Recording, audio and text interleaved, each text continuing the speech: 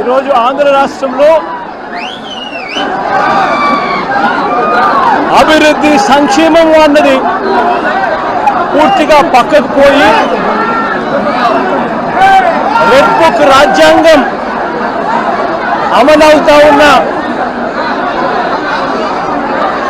నిదర్శనము ఈరోజు నా పక్కనే ఉన్న వెంకటేశ్వరుడు అన్న.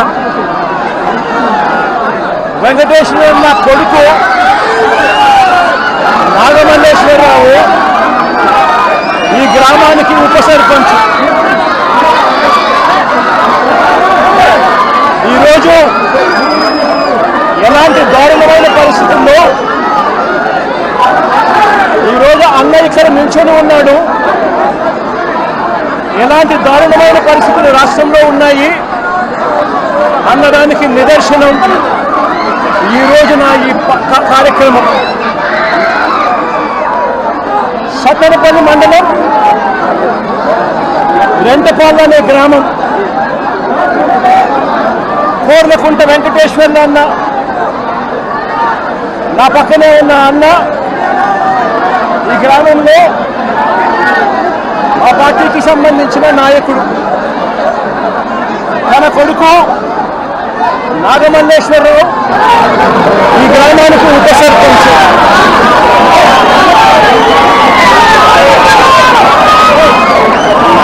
పోలింగ్ మొట్టమొదటి రోజు నుంచి రెడ్ బుక్ రాజ్యాంగం అమలులో తెలుగుదేశం పార్టీ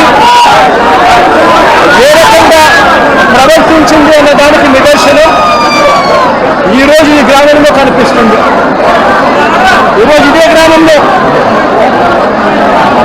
పోలింగ్ సమయంలో పోలింగ్కు ముందు వారికి అనుకూలమైన అధికారులందరినీ కూడా పోస్టర్లు ఇచ్చుకున్నారు. ఇక్కడ ఉన్న పోలింగ్ సమయంలో ఇక్కడ ఉన్న ఐజీ, ఎస్పీలు, సిఐలు అందరూ కూడా తెలుగుదేశం పార్టీని, కూటమిని గెలిపించడం కోసం ఎలాంటి అన్యాయాలు చేస్తున్నారు అన్న సంగతి ఈ ప్రాంతంలో ఉన్న ప్రతి ఒక్కరికి కూడా తెలుసు. ఆ వారధి నుంచి పరిస్థితి గమనిస్తే 2024 జూన్ 4వ తారీఖున అంటే కౌంటింగ్ రోజునే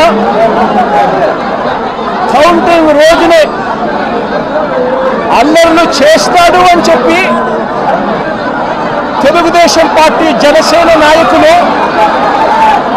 తప్పుడు ఆరోపణలు చేసి వాళ్ళ తప్పుడు ఆరోపణల నేపథ్యంలో పోలీసులు నాగమల్లేశ్వరరావును స్టేషన్కి తీసుకొని పోయారు. కౌంటింగ్ రోజునే నాగమల్లేశ్వరరావును స్టేషన్లో ఉంచారు. ఫలితాలు టీడీపీకి అనుకూలంగా వచ్చిన మరుక్షణమే నాగమల్లేశ్వరరావు సెల్లో వేశారు. టీడీపీకి అనుకూలంగా ఫలితాలు రావడం మొదలెట్టాక ఈ గ్రామంలో నాగమల్లేశ్వరరావు ఇంటిపై అంటే వెంకటేశ్వర ఇంటిపై తెలుగుదేశం, జనసేన కార్యకర్తలు రాళ్లు విసిరారు. నాగమల్లేశ్వరరావును స్టేషన్లో ఉంచారు. నాగమల్లేశ్వరరావును ఊరిలోకి వెళ్ళడానికి వీల్లేదు అని, ఊరు విడిచిపెట్టి పోవాలి అని, లేకపోతే రౌడీ షీట్ ఓపెన్ చేస్తామని సాక్షాత్తు సిఐ రాజేషే చెప్పాడు.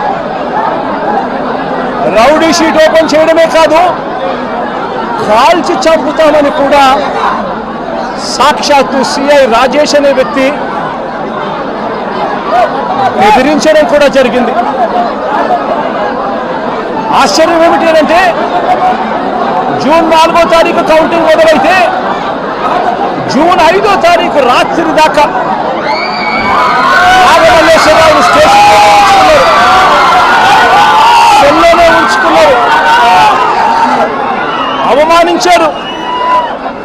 బెదిరించారు. ఆయన మీద చేయకూడని నేరాలన్నీ కూడా చేశారు. 5వ తారీఖు రాత్రి తనను విడిచిపెట్టారు. నాగమల్లేశ్వరరావు గుంటూరులో ఉన్న తన సోదరుడి ఇంటికి వెళ్ళాడు. ఈ సిఐ, ఈ పోలీసులు వీళ్ళు బెదిరించిన తీరు, వీళ్ళు అవమానించిన తీరు. నాగమల్లేశ్వరరావు గుంటూరులో ఉన్న తన సోదరుని ఇంటికి వెళ్ళాడు.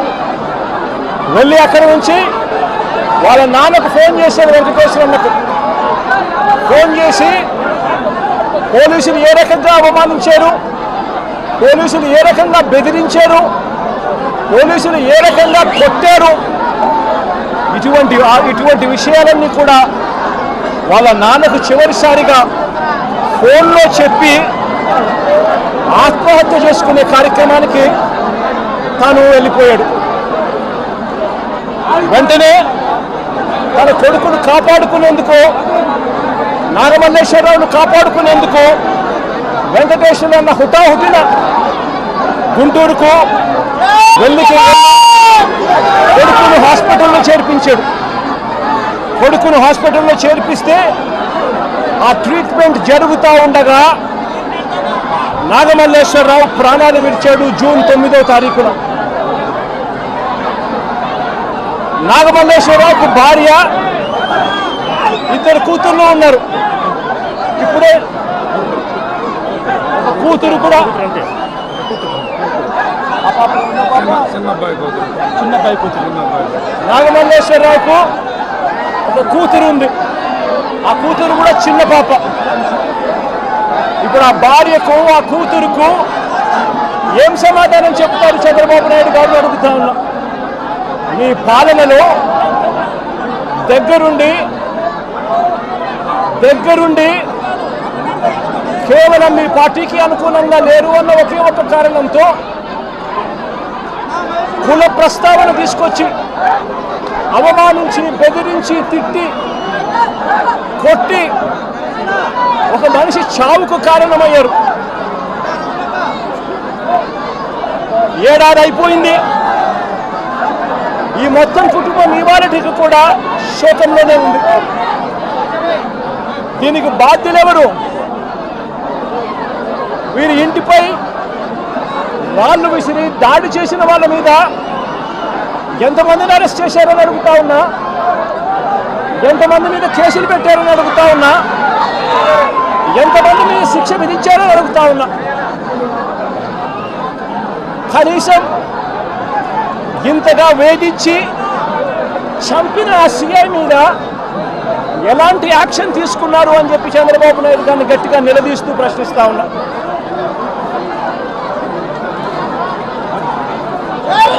రెడ్ బుక్ రాజ్యాంగం నడుస్తూ ఉంది. రెడ్ బుక్ రాజ్యాంగం నడుస్తూ ఉంది. ఈ రెడ్ బుక్ రాజ్యాంగంలో చివరికి వెంకటేశ్వర ప్రైవేట్ కంప్లైంట్ ఇచ్చినా కూడా పట్టించుకునే పరిస్థితి ఈ రెడ్ బుక్ రాజ్యాంగంలో ఎక్కడా కూడా లేదు. ఇదే సత్తెనపల్లి నియోజకవర్గంలోనే ఈ మధ్యకాలంలోనే రాజుపాలెం మండలానికి సంబంధించి పెదమల్లిపూరి గ్రామానికి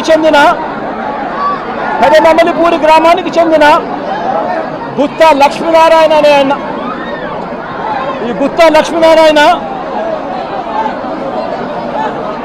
హాస్పిటల్లో తన ప్రాణాల కోసం కొట్టుమిట్టాడుతూ ఉన్న పరిస్థితి. ఇదే లక్ష్మీనారాయణను 2 నెలల క్రితం తప్పుడు అభియోగాలు చేసి ఇదే లక్ష్మీనారాయణను స్టేషన్కి పిలిచారు. సిఐలు, ఎస్ఐలు ఇద్దరూ కూడా తప్పుడు ఆరోపణలు చేసి స్టేషన్కు పిలిచి లక్ష్మీనారాయణ సమాధానాలన్నీ కూడా గట్టిగా చెప్పిన నేపథ్యంలో ఆయన మీద ఎలాంటి ఎలాంటి ఆధారాలు లేని పరిస్థితుల్లో గత్యంతరంగా ఆయనను విడిచిపెట్టారు. మళ్ళీ 2 నెలల తర్వాత మళ్ళీ డిఎస్పీ పిలుస్తాడు. ఇదే లక్ష్మీనారాయణ పిలిచి డిఎస్పీ పేరు హనుమంతరావు, ఒక కుల ఉన్మాది. నేను అడుగుతా ఉన్నా ఇదే డిఎస్పీకి, పోలీస్ బట్టలు వేసుకుంటూ ఉన్నారా? న్యాయం ధర్మం కోసం మీరు నిలబడి ఉన్నారా? లేకపోతే న్యాయం ధర్మాన్ని చంపేయడం కోసం మీరు ఉన్నారా అని అడుగుతా ఉన్నా. 2 నెలల తర్వాత ఈ డిఎస్పీ మళ్ళీ లక్ష్మీనారాయణ నేను పిలిచి, వైఎస్ఆర్సీపీలో ఎందుకున్నావు, కమ్మ పుట్టుకలో పుట్టి అని చెప్పి ఇదే హనుమంతరావు అనే డిఎస్పీ లక్ష్మీనారాయణను కించపరుస్తూ మాట్లాడతాడు. కించపరుస్తూనే మాట్లాడమే కాదు, అవమానించడము, బెదిరించడము, తప్పుడు సాక్ష్యాలు మళ్ళీ తీసుకొస్తాను, తప్పుడు సాక్ష్యాలతో నిన్ను జైలుకు పంపుతాను అని చెప్పి అవమానించి లెంపకాయలు వేసి కొట్టి బెదిరించి లక్ష్మీనారాయణను అవమానపరిస్తే లక్ష్మీనారాయణ పురుగుల మందు తాగి సూసైడ్ వీడియో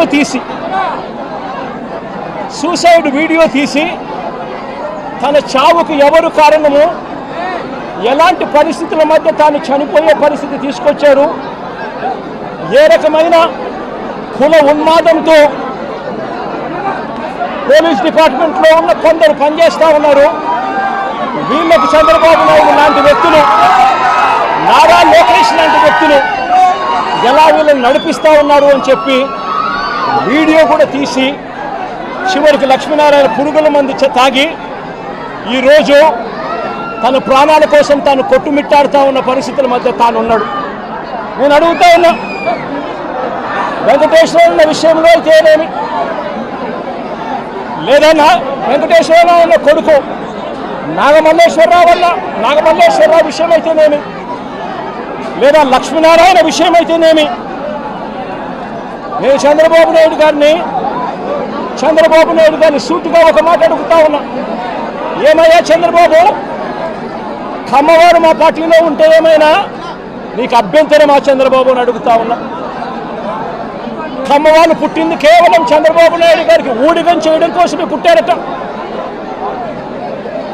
చంద్రబాబు నాయుడు గారికి ఎవరైనా కూడా ఆయన చేస్తా ఉన్న అన్యాయాలను వ్యతిరేకిస్తే, ఆయనకు వ్యతిరేకంగా ఎవరైనా మాట్లాడితే చంద్రబాబు నాయుడు గారు వారిని వెంటాడి వేధించి హింసించి జైల్లో పెట్టడం, దొంగ కేసులు బడాయించడం, దొంగ సాక్ష్యాలు సృష్టించడం, చివరికి వారు ప్రాణాలు తీసుకునేలా వారిని అవమానించడం కేవలం చంద్రబాబు నాయుడు గారికి మాత్రమే చెల్లు. నేను అడుగుతా ఉన్నా, ఏం పాపం చేశాడని నాగమల్లేశ్వరరావును చంపారు అని చంద్రబాబు నాయుడు గారిని గట్టిగా నిలదీస్తూ అడుగుతా ఉన్నా. ఏం పాపం చేశారు అని చెప్పి తనను పొట్టను పెట్టుకున్నారు అని అడుగుతా ఉన్నా ఇదే చంద్రబాబు నాయుడు గారిని. ఏం పాపం చేశారు అని లక్ష్మీనారాయణను ఆత్మహత్య చేసుకునే విధంగా తనను ప్రేరేపించే ప్రయత్నం, బెదిరించి హింసించి ఆ స్థాయికి తనను తీసుకొచ్చే కార్యక్రమం ఎందుకు చేశారు చంద్రబాబు అని అడుగుతా ఉన్నా. ఏం పాపం చేశారని వల్లభనేని వంశీని ఇదే కమ్మ సామాజిక వర్గానికి చెందిన ఎక్స్ఎమ్మెల్యే, ఆ పార్టీకి సంబంధించిన ఎక్స్ఎమ్మెల్యే, ఇదే వల్లభనేని వంశీని ఇన్ని రోజుల పాటు జైల్లో పెట్టారు. ఒక కేసులో బెయిల్ వస్తేనే, బెయిల్ వచ్చేదాకా గమ్మనుంటారు, బెయిల్ వచ్చిన తర్వాత వెంటనే ఇంకొక కేసు కడతారు, మళ్ళీ జైల్లోనే పెట్టే కార్యక్రమం చేస్తారు. ఇవాళకి దాదాపుగా 2 నెలలు దాటిపోయింది. ఇవాళకి కూడా వంశీ జైల్లోనే చంద్రబాబు నాయుడు గారి సేడిజంకు బలవుతూ ఈరోజు వంశీ కూడా జైల్లోనే మగ్గుతూ ఉన్నారు. ఏం పాపం చేశారని అడుగుతా ఉన్నా. ఒకటి అయిపోయిన తర్వాత మరొకటి తప్పుడు కేసులు పెట్టుకుంటూ వస్తూ ఉన్నారు. నేను అడుగుతా ఉన్నా, ఏం పాపం చేశారని కొడాలి నానిని మా పార్టీకి సంబంధించిన మరో కమ్మ నాయకుడు, మా పార్టీకి సంబంధించిన ఎక్స్ మినిస్టర్ కూడా ఏం పాపం చేశాడు అని చెప్పి తన మీద తప్పుడు కేసులు బనాయించి తనను హరాస్ ఎందుకు చేస్తా ఉన్నారని అడుగుతా ఉన్నా ఇదే చంద్రబాబు నాయుడు గారు. ఏం పాపం చేశారు అని అబ్బాయి చౌదరి బెంగళూరుకు సంబంధించి మా పార్టీకి సంబంధించిన ఎమ్మెల్యే ఎక్స్ఎమ్మెల్యే ఏకంగా 9 కేసులు పెట్టారు. ఒక కేసు అయిపోయిన వెంటనే మరొక కేసు పెట్టి అబ్బాయి చౌదరిని చిత్రహింసలు గురి చేస్తూ ఉన్నారు. ఏం పాపం చేశాడని చెప్పి ఈ మాదిరిగా చేస్తూ ఉన్నారు అడుగుతా ఉన్నా. నా పక్కనే దేవనేని అవినాష్ ఉన్నాడు, అవినాష్ ఏం పాపం చేశాడు అని చెప్పి అవినాష్ను కూడా కేవలం కమ్మ సామాజిక వర్గంలో పుట్టాడు, చంద్రబాబు నాయుడుని వ్యతిరేకిస్తున్నాడు, చంద్రబాబు నాయుడుకు ఊడిగం చేయడం ఇష్టం లేదు అన్నాడు అన్న ఒకే ఒక కారణంతో అవినాష్ను కూడా కేసుల మీద కేసులు పెట్టి రోజు హింసించే కార్యక్రమమే చేస్తూ ఉన్నాడు. కోర్టులకు పోయి బెయిల్ తెచ్చుకొని రోజు చంద్రబాబు నాయుడు గారితో యుద్ధం చేస్తూ ఉన్నాం. నేను అడుగుతా ఉన్నా, ఏం పాపం చేశారు అని తలసిల రఘురాం మా పార్టీకి సంబంధించిన ఎమ్మెల్సీ నాతో పాటు 15 సంవత్సరాలు నాతో పాటు ప్రయాణం చేశాడు. ఏం పాపం చేశాడు అని చెప్పి ఆయన మీద 3 కేసులు పెట్టి ఆయనను కూడా చిత్రహింసలకు లోన్ చేస్తూ ఉన్నారు. ఏం పాపం చేశారని అడుగుతా ఉన్నా.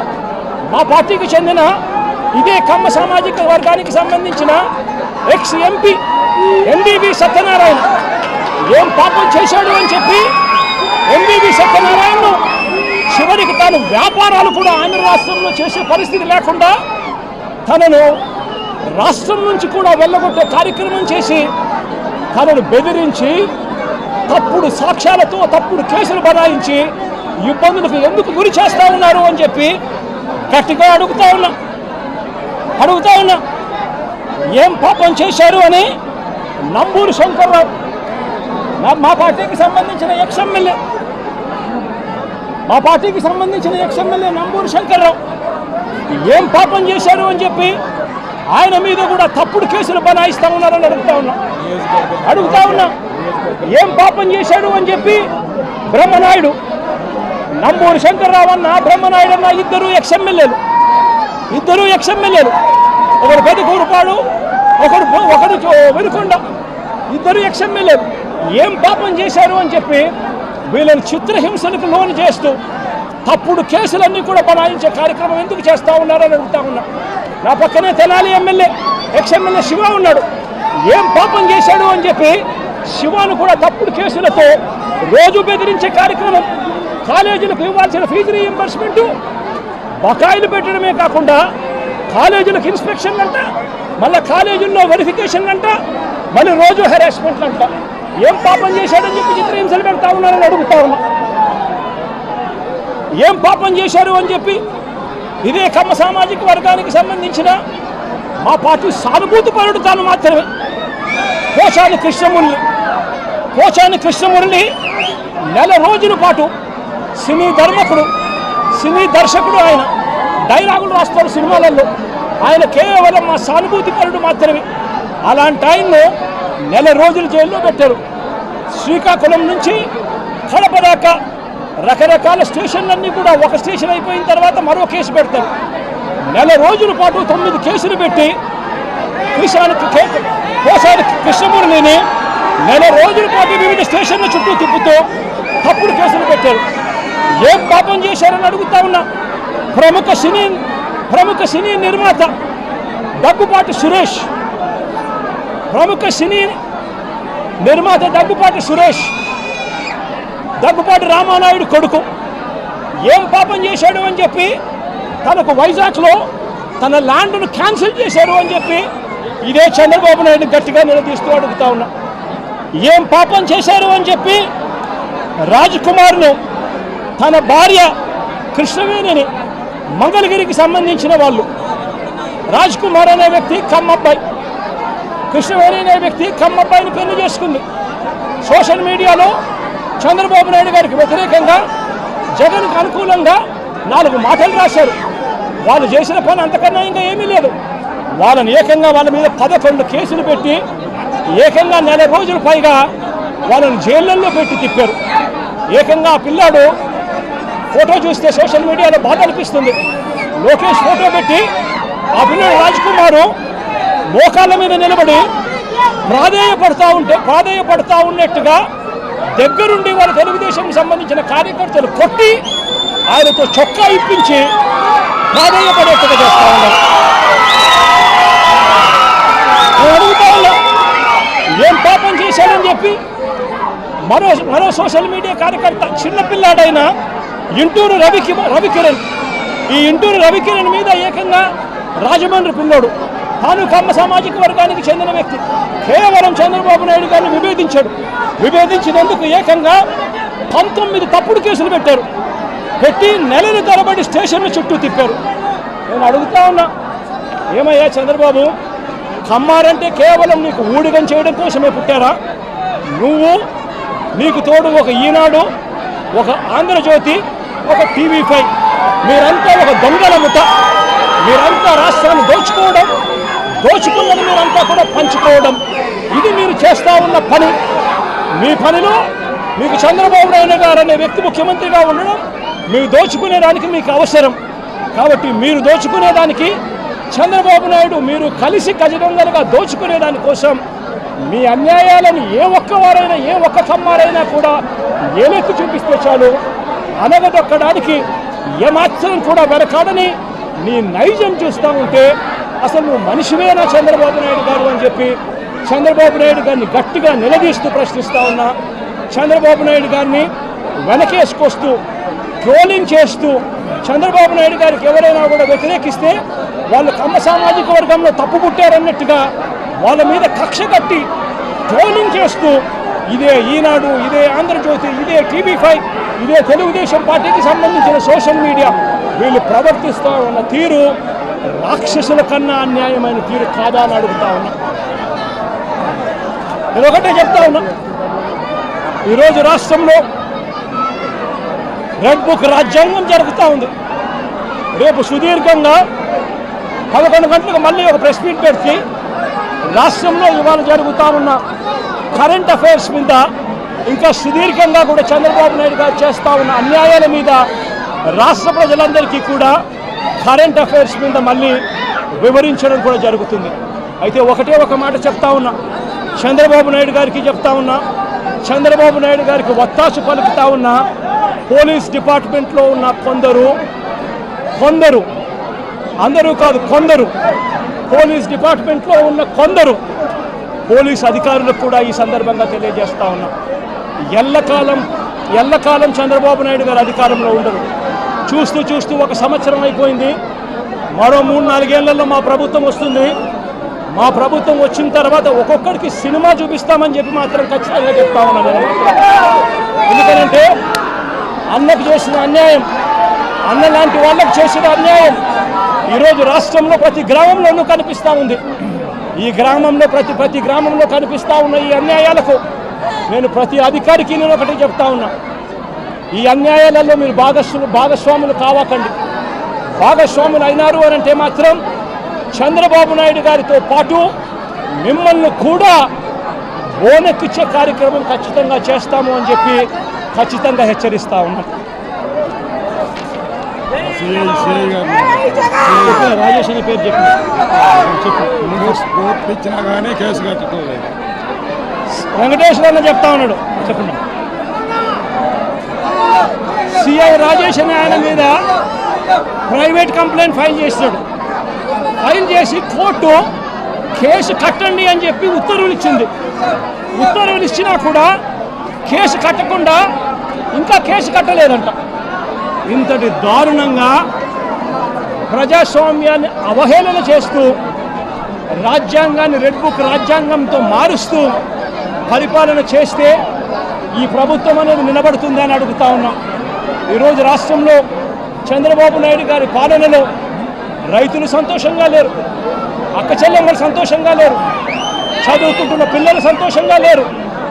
చంద్రబాబు నాయుడు గారి పాలనలో ప్రతి ఒక్కరూ కూడా వెన్నుపోట్లకు లోనయ్యారు, మోసపోయారు, ఆయన అబద్ధాలు మోసాలకు వీరంతా కూడా బలైపోయిన పరిస్థితుల మధ్య రెడ్ బుక్ రాజ్యాంగంతో ఉచ్చలవిడి కరప్షన్తో ఈరోజు రాష్ట్రంలో పూర్తిగా లా అండ్ ఆర్డర్ కూడా పూర్తిగా నాశనమైపోయిన పరిస్థితుల మధ్య ఈరోజు పరిపాలన సాగుతూ ఉంది. ఈ పరిపాలన ఎక్కువ రోజులు నడవదు. దేవుడు ప్రజలు ఇద్దరు కూడా గట్టిగా మొట్టికాయలు వేసే రోజు త్వరలోనే ఉందని మాత్రం ఖచ్చితంగా చెప్తా ఉన్నా.